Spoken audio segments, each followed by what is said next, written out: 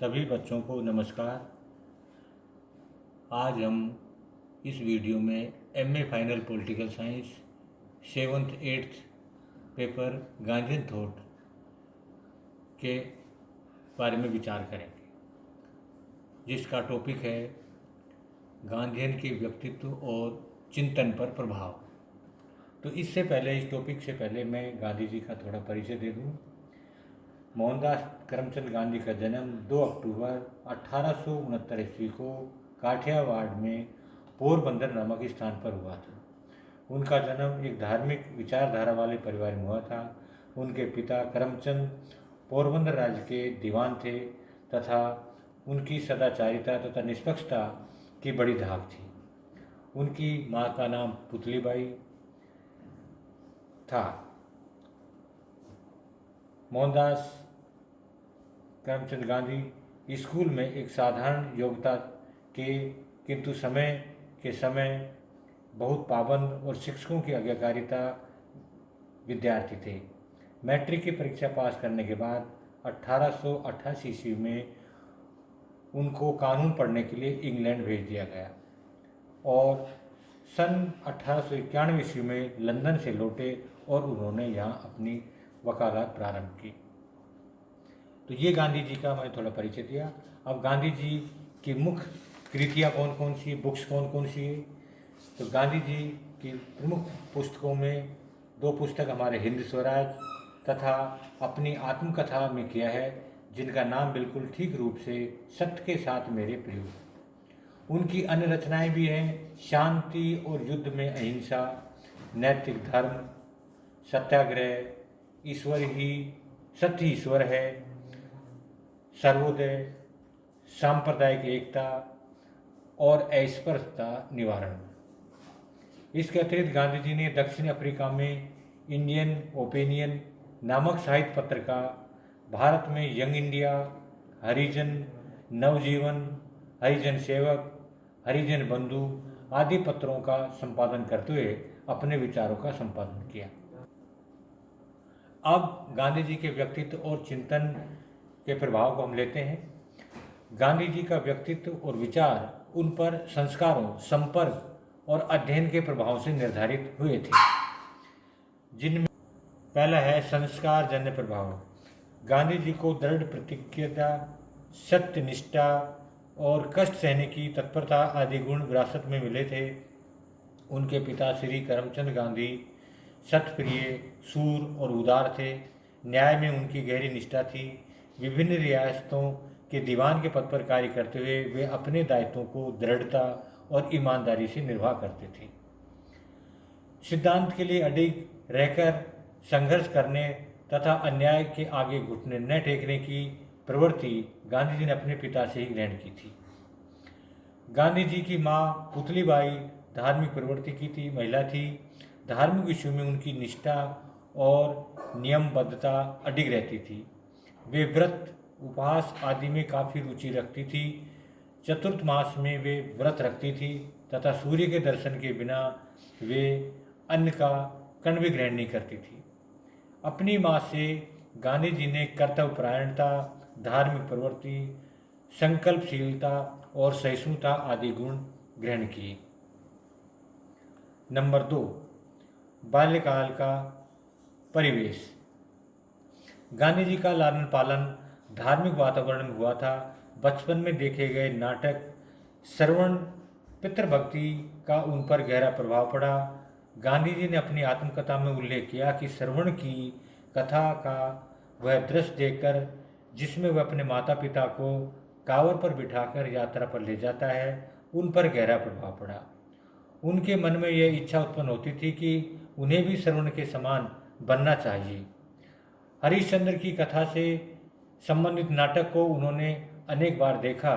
हरिश्चंद्र की सत्यनिष्ठा और सत्य के लिए किसी भी सीमा तक त्याग करने की तत्परता से वे अभिभूत हो गए।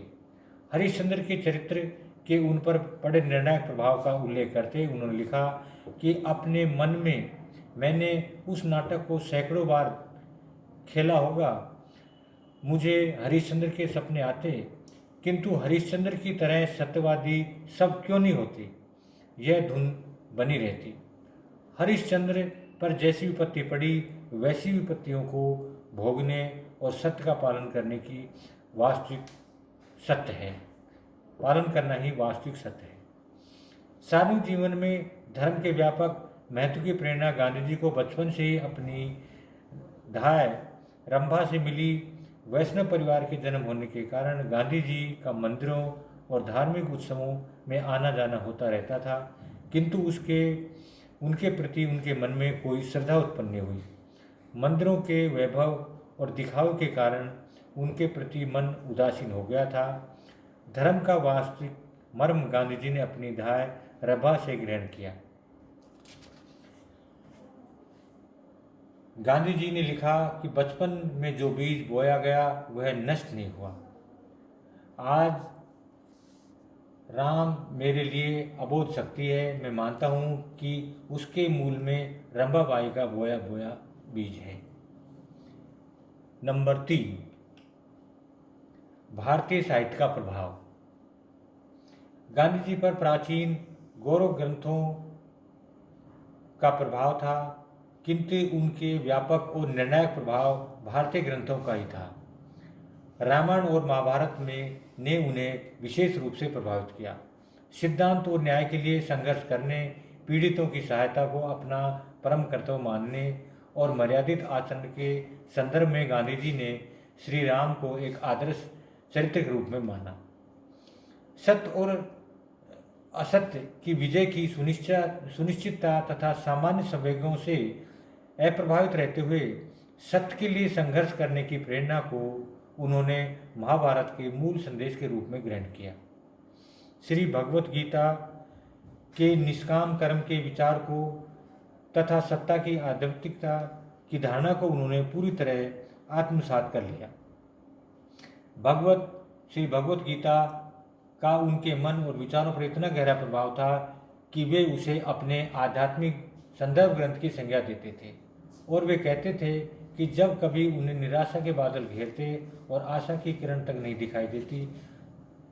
देती थी तो उन्हें गीता में कोई न कोई श्लोक मिल जाता था जिससे उनके मन में आशा का श्लोक छा जाता था। उपनिषदों से उन्होंने अभिग्रह और संग्रहण का विचार तथा सत्ता के अद्वितीय तथा उनकी अनिवार्यता आध्यात्मिकता का भाव ग्रहण किया। गांधी जी को बौद्ध और जैन धर्म की शिक्षाओं से भी प्रेरणा मिली। जैन दर्शन ने अहिंसा की सर्वोपरिता के विचार को उन्होंने ग्रहण किया। यद्यपि अपनी व्याख्याओं से उन्होंने यह स्पष्ट किया कि अहिंसा की उनकी धारणा जैन दर्शन की अहिंसा से काफ़ी भिन्न थी। गांधी जी पर ईसाईयत का भी प्रभाव पड़ा।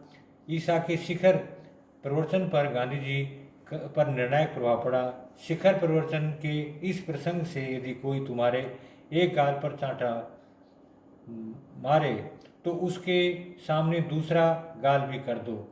अपने शत्रुओं से प्रेम करो, जो तुम पर अत्याचार करते हो उन्हें सद्बुद्धि देने के लिए ईश्वर से प्रार्थना करो। जो तुमसे कुर्ता मांगे उसे अंगरखा भी दे दो। आदि से गांधी जी प्रेरणा ग्रहण की।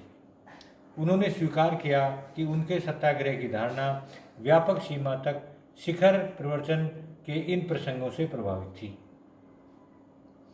वे ईसा को सत्याग्रहियों के सम्राट की संज्ञा देते थे। कायल की पुस्तक विभूति और विभूति पूजा की पैगंबर हजरत मोहम्मद से संबंधित प्रकरण को उन्होंने पढ़ा और उसकी महानता, वीरता और तत्पश्चात से वे परिचित हुए। नेक्स्ट हमारा है पाश्चात्य साहित्य का प्रभाव। अनेक पश्चिमी विचारकों ने या लेखकों ने गांधी जी पर मौलिक प्रभाव डाला।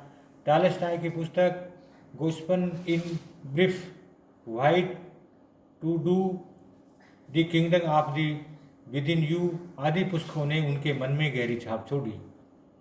उनके अध्ययनों में उनमें अहिंसा के प्रति आस्था दृढ़ हुई और वे मानव मात्र के प्रति प्रेम के महत्व को पूर्णता के साथ समझ सके। रस्किन की पुस्तक इन दी टू विद लास्ट और क्राउन ऑफ ओल्ड ओबिल्स नामक ग्रंथों ने गांधी जी को प्रभावित किया।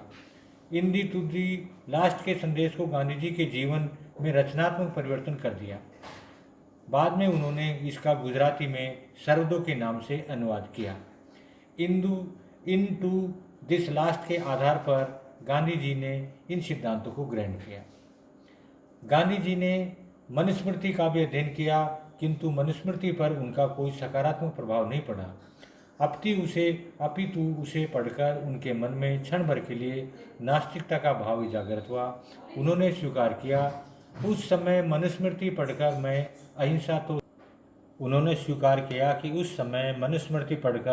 मैं अहिंसा तो सीख ही नहीं सका, किंतु मनुस्मृति के अध्ययन से एक बात ने मन में जड़ जमा ली कि यह संसार नीति पर टिका हुआ है। नीति मात्र का समावेश सत्य में है और सत्य तो खोजना ही होगा। दिन पर दिन सत्य की महिमा मेरे निकट बढ़ती गई। तो इस प्रकार हम देखते हैं कि गांधी जी के व्यक्तित्व और चिंतन पर इन बातों का प्रभाव पड़ा। उनके किस किस तरह संस्कार, किस तरह आपके धार्मिक बातों का, विचारों का, भारतीय और पाश्चात्य साहित्य का, किस तरह उपनिवेश, रामायण महाभारत आदि धर्मों का, ईसाइयों का और अपने पश्चिमी विचारकों का, जिसमें आपका टोल्स्टॉय का और रस्किन की पुस्तकों का प्रभाव इस पर पड़ा।